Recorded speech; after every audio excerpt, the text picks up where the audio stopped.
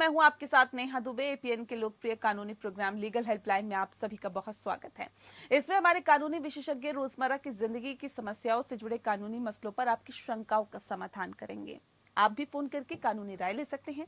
आज हम आपको गुजारा भत्ता से जुड़ी हुई जानकारी देंगे, साथ ही गुजारा भत्ता या मेंटेनेंस की समस्याओं का समाधान भी करेंगे। पति पत्नी के बीच मतभेद पैदा होने के बाद अलग अलग होने पर अक्सर महिलाओं को ज्यादा समस्याएं आती है। ये इसलिए होता है क्योंकि आर्थिक जरूरतों के लिए महिलाएं अमूमन अपने पुरुष साथी पर निर्भर होती है। विवाद की स्थिति में या डाइवोर्स होने पर उन्हें आर्थिक तंगी से बचाने के लिए कानून में कई प्रावधान किए गए हैं। अगर महिला कमा भी रही है तो भी पति के साथ मतभेद पैदा होने पर उसे गुजारा भत्ता दिया जाएगा। ये नियम इसलिए बनाया गया है ताकि वह पति के सम्मान और उसकी तरह सम्मान के साथ ही अपना जीवन यापन कर सके। पत्नी के नौकरी न करने की स्थिति पर और ऐसे में विवाद की स्थिति में भी कोर्ट महिला की उम्र, शैक्षिक योग्यता, कमाई करने की क्षमता देखते हुए गुजारा भत्ता तय करता है। गुजारे भत्ते में बच्चे का खर्च शामिल नहीं होता है। उसकी देखरेख के लिए पिता को अलग से पैसे देने पड़ते हैं। अगर महिला भी कमा रही है तो उसे भी अपनी कमाई का हिस्सा बच्चे की देखरेख के लिए निकालना पड़ता है। वैसे सुप्रीम कोर्ट ने मासिक गुजारे भत्ते की सीमा तय की है। ये पति की कुल सैलरी की 25% से ज्यादा नहीं हो सकता है। दरअसल पति की सैलरी में बदलाव होने पर इसे बढ़ाया या घटाया जा सकता है। ये तो थी कुछ बुनियादी जानकारी। विस्तार में जानकारी देंगी आज हमारे कानूनी विशेषज्ञ अधिवक्ता आस्था शर्मा जी। आस्था जी, आपका बहुत स्वागत है। Thank you so much Neha ji. Astha ji आपको गुजारा भत्ता या फिर मेंटेनेंस से जुड़े हुए तमाम कानूनी पहलुओं की जानकारी देंगी, और अगर आपका भी कोई सवाल है इससे जुड़ा हुआ तो आप हमें फोन कर सकते हैं। हमारी फोन लाइंस खुल चुकी हैं। तो विषय एक बार फिर से आपको बता देते हैं। मेंटेनेंस से जुड़ी हुई या फिर गुजारा भत्ता से जुड़ी हुई आप अगर जानकारी लेना चाहते हैं तो आप हमें कॉल कर सकते हैं।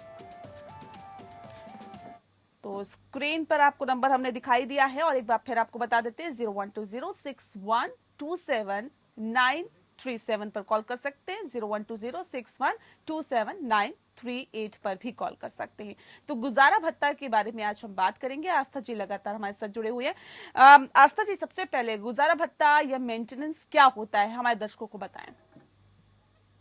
नेहा जी, गुजारा भत्ता या मेंटेनेंस एक कानूनी जिम्मेदारी है, एक दायित्व है एक शादीशुदा व्यक्ति पे, जिसके तहत उन्हें फाइनेंशियली सपोर्ट करना होता है अपने स्पाउस को, चाहे वो सेपरेशन के टाइम हो या वो डिवोर्स के टाइम पे हो। ये प्रोविजन इसलिए जरूरी होता है ताकि दंपत्ति में जो व्यक्ति, चाहे वो पति हो या पत्नी, जो अपना स्वयं भरण पोषण नहीं कर सकते हैं या जिनके पास निवास का स्थान नहीं है या अपने डेली लाइफ के लिए कोई सपोर्ट नहीं है, उनको सपोर्ट मिल सके। जहां गुजारा भत्ता या एलिमनी जिससे हम कहते हैं, उसमें एक लमसम अमाउंट मिलता है डिवोर्स के टाइम पे, जो सिर्फ पैसों तक सीमित नहीं रहता है। उसमें हम प्रॉपर्टी, शेयर्स एक्सेट्रा भी शामिल कर सकते हैं। वहीं मेंटेनेंस एक मासिक या कोई सामयिक तौर पे एक अमाउंट होता है जो तय किया जाता है, जो उस स्पाउस को दिया जाता है जो अपने आप को नहीं मेंटेन कर पाता। जी जी, ठीक है। किन हालातों में महिला को गुजारा भत्ता मिलता है? क्योंकि अमूमन आजकल का दौर इस तरह का भी होता है कि दोनों लोग कमा रहे होते हैं, पति पत्नी दोनों कमा रहे होते हैं, लेकिन क्या हालात ऐसे होते हैं कि उस वक्त महिला को गुजारा भत्ता दिया जाता है, कोर्ट की तरफ से बोला जाता है? नेहा जी, सबसे इम्पोर्टेंट जो आपको एस्टैब्लिश करना होता है वो है कि आप अपने आप को फाइनेंशियली मेंटेन कर सकते हैं कि नहीं। क्या आप इस पोजीशन में हैं कि आप अपना घर का खर्चा, अपना खर्चा, अपने जो रोजमर्रा की जरूरतें हैं उनको बिना किसी के सहायता के आप पूरा कर सकते हैं कि नहीं। अगर आप वो नहीं कर सकते हैं तो आप मेंटेनेंस के हकदार होते हैं।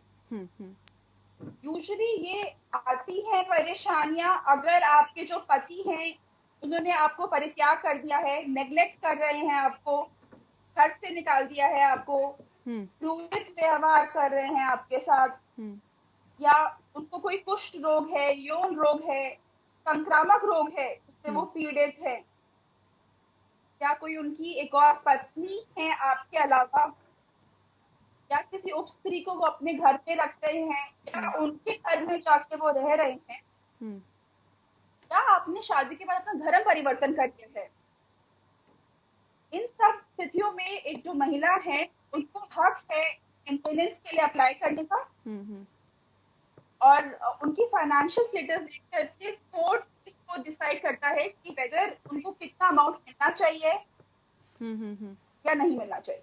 जी, अगर महिला कमा भी रही है तो भी पति के साथ मतभेद पैदा होने पर उसे गुजारा भत्ता दिया जाता है क्या? अगर हाँ तो क्या पॉइंट्स होते हैं जिनको नोट करते हुए इस तरह कोर्ट की तरफ से दिया जाता है? जी बिल्कुल नेहा जी, अगर महिला खुद भी कमा रही है तो भी वो गुजारा भत्ता की हकदार होती हैं, क्योंकि कानून में ये माना जाता है कि एक जो स्टैंडर्ड ऑफ लिविंग होता है आपका, जी जी, जब आप अपने पति के साथ रह रही होती हैं, सेपरेशन के बाद भी आपको उसका हक है। तो अगर आप खुद कमा रही हैं बट आप फिर भी अपनी मंथली बेसिक नीड्स नहीं फुलफिल कर पा रहे हैं, तो भी आप मेंटेनेंस के लिए अप्लाई कर सकती हैं। उसमें कोर्ट जो है वो आपकी फाइनेंशियल स्टेटस देखेगा, और जो आपका फाइनल अमाउंट होता है वो उस हिसाब से मॉडिफाई करता है, ताकि आपकी सैलरी को भी ध्यान में रखा जाए और जो आपकी नीड्स हैं उनको भी आगे ध्यान में रखा जा सके। जी, गुजारा भत्ते में बच्चे का खर्च भी शामिल होता है क्या या नहीं होता है? क्या बच्चे के लिए कोई अलग से भत्ता मिलता है? बिल्कुल नेहा जी, गुजारा भत्ता अगर सिर्फ वाइफ ने अप्लाई किया है तो वे सिर्फ वाइफ के लिए होता है। अगर आपके बच्चे भी हैं तो आप उनके लिए अलग से मेंटेनेंस मांग सकते हैं। इसमें ये बात देखना बहुत जरूरी है कि जो बच्चे हैं वो माइनर हैं और वो आप पे डिपेंडेंट है, चाहे वो बच्चों की परवरिश के लिए हो, उनकी स्कूल की फीस हो, उनकी ट्यूशन के लिए हो, उनका खान पान, रहन सहन, एक्स्ट्रा करिकुलर एक्टिविटीज, उन दोनों की जिम्मेदारी होती है, माँ की भी और पति की। क्या पति को भी गुजारा भत्ता मिल सकता है? अगर हाँ तो किन हालातों में मिलता है पति को? हाँ जी बिल्कुल, पति भी गुजारा भत्ता के हकदार होते हैं, क्योंकि जो कानून है वो इसमें डिफरेंशिएट नहीं करता है कि सिर्फ महिला या पुरुष मांग सकते हैं। जो स्टैंडर्ड महिलाओं के लिए होता है वही स्टैंडर्ड पुरुषों के लिए भी होता है। अगर शादीशुदा दंपति में जो पुरुष हैं वो कम कमा रहे हैं या किसी वजह से नहीं कमा पा रहे हैं, वो पीड़ित हैं किसी बीमारी से, एक्सीडेंट की वजह से काम नहीं कर पा रहे हैं, और वही जो उनकी पत्नी है वो एक अच्छे ओहदे पे काम कर रही हैं, उनकी मासिक सैलरी काफी अच्छी है और वो घर का पूरा खर्चा उठा सकती हैं, तो पति को भी हक है अपने लिए मेंटेनेंस मांगने का। और कोर्ट इनकम एफिडेविट देख के, दोनों का बैंक स्टेटमेंट्स देखकर, सब एविडेंस को मद्देनजर रखते हुए अपना फैसला सुनाएगी। और एक बार फिर से आपको अपना विषय बता देते हैं जिस विषय पर आज हम लगातार चर्चा कर रहे हैं। दरअसल विषय यही है, गुजारा भत्ता से जुड़ी कोई कानूनी जानकारी। अगर आप चाहते हैं तो आप हमें कॉल कर सकते हैं। नंबर आपको लगातार टीवी स्क्रीन पर हम दिखाने की कोशिश कर रहे हैं, 01206127 दूसरा नंबर हमारा है 01206127 इन दोनों ही नंबर्स पर कॉल कर सकते हैं और आप गुजारा भत्ता से जुड़ी हुई जानकारी यानी कि मेंटेनेंस से जुड़ी हुई जानकारी ले सकते हैं। आस्था जी लगातार हमारे साथ जुड़ी हुई हैं, जो कि बहुत विस्तार से हमें इस विषय के बारे में जानकारी दे रही हैं। आस्था जी, क्या मासिक गुजारा भत्ते की सीमा तय है? ये सीमा कितनी होती है? क्या इसका क्राइटेरिया रहता है? नेहा जी, वैसे तो कानूनी तौर पे कोई सीमा निर्धारित नहीं है और वो डिपेंड करता है जो मेंटेनेंस मांग रहे हैं उनके फाइनेंशियल स्टेटस पे और जिनसे मांग रहे हैं उनके स्टेटस पे। बट अगर एक व्यक्ति कमा रहे हैं तो सुप्रीम कोर्ट ने 2017 में अपनी जजमेंट में कहा था कि मासिक वेतन का 25% अमाउंट एक जस्ट एंड प्रॉपर अमाउंट होता है गुजारा भत्ते के लिए। जो रूल मोटे तौर पे फॉलो हो रहा है, पर जैसे मैंने पहले भी कहा है कि वो हर केस के फैक्ट पे निर्भर करता है कि उनकी पर्सनल सिचुएशन क्या है, फाइनेंशियल स्टेटस क्या है, किस किस रीजन की वजह से सेपरेशन हो रहा है, उन सबको ध्यान में रखते हुए जो अमाउंट है वो निर्धारित होता है। जी जी बिल्कुल, तमाम चीजों को ध्यान में रखा जाता है, उसके बाद ही एक अमाउंट डिसाइड होता है कि कितना अमाउंट मेंटेनेंस के रूप में देना है। ठीक है आस्था जी, सुप्रीम कोर्ट की नई गाइडलाइंस के मुताबिक या विवाह के बाद अलग रह रही पत्नी अगर अपने बच्चों और परिवार की देखभाल के लिए अपनी नौकरी छोड़ देती है तो पति को उसे हर महीने गुजारा भत्ता देना होगा। इसके बारे में थोड़ा बताएं। नेहा जी, सुप्रीम कोर्ट ने नवंबर 2020 में अपनी जजमेंट दी थी, जिसमें उन्होंने गुजारा भत्ता को लेकर के काफी सारे गाइडलाइंस ले डाउन किए हैं। कोर्ट ने ये भी बताया है कि जो एफिडेविट ऑफ डिस्क्लोजर होता है, जिसमें आपको अपने असेट्स और लाइबिलिटीज बतानी होती हैं, वो भी एक बहुत डिटेल डॉक्यूमेंट होना चाहिए और एक फॉर्मेलिटी की तरह नहीं फाइल करना चाहिए।